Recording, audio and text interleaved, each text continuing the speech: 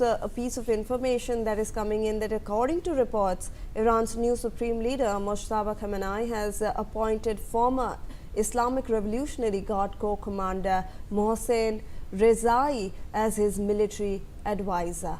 This move comes as regional tensions remain high following recent missile and drone exchanges. Analysts see the appointment as a signal of Tehran's intent to strengthen command structures amid ongoing security challenges.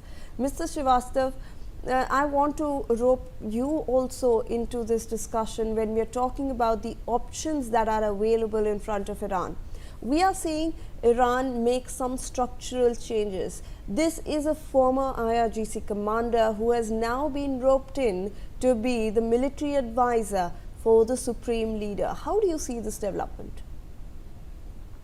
Well, Mojtaba Khamenei, the new Supreme Leader of Iran, has been very closely associated with the Islamic Revolutionary Guard Corps, and he was part of it.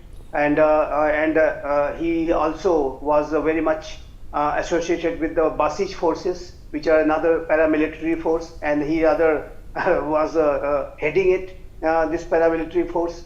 And Mojtaba Khamenei is a hardliner leader, there's no doubt, and the kind of associations and experience he has had with the IRGC and Basij forces, that is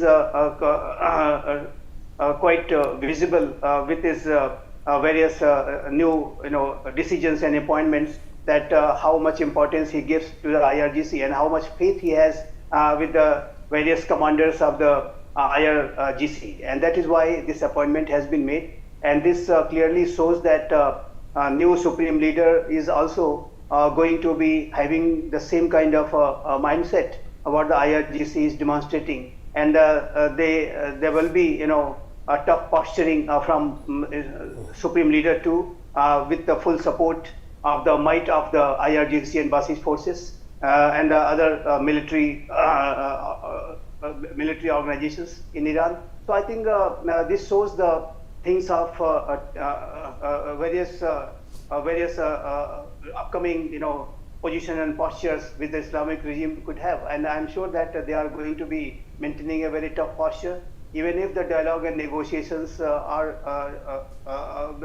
whenever it is beginning, they will be showing a lot of determination, and tough stance and posturing will be done from Iranian side. So that is quite clear. But having said that, let me say that new Islamic regime of Iran will have to realize the fact that there is a much difference between the world before 28 February and after 28 February.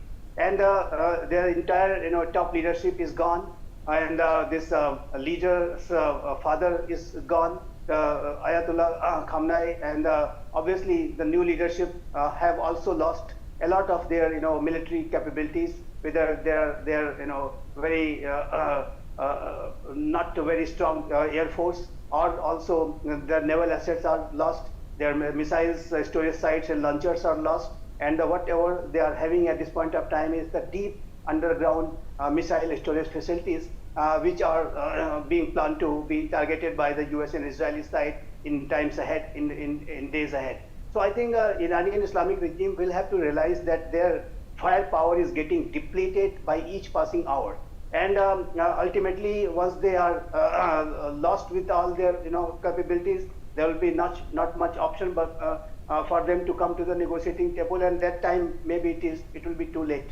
So I think it's time that they should bring about certain changes in their various positions, what they have been carrying before 28 February, or still they are carrying. If they are still maintaining the same kind of a positioning what they have been doing before 28 February, then obviously they are doing again a blunder, and they should, again I would say that come to the negotiating table, they should start exploring the options of dialogue and negotiations. But as you said correctly, I have also seen the interview and a statement by Abbas Araghchi, the Iranian Prime Minister, that he is still not willing to come to the negotiating table, and he's saying that United States of America has betrayed them even when this negotiations were going on. And so I think all sorts of mistrust deep mistrust is very much still there, and both the sides are not relenting, and they are still, attacking and counter-attacking. But that momentum cannot be maintained for long, and ultimately they will have to come to the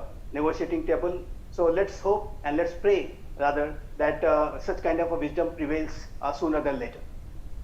Mr. Srivastava, when you talk about momentum, in fact, and the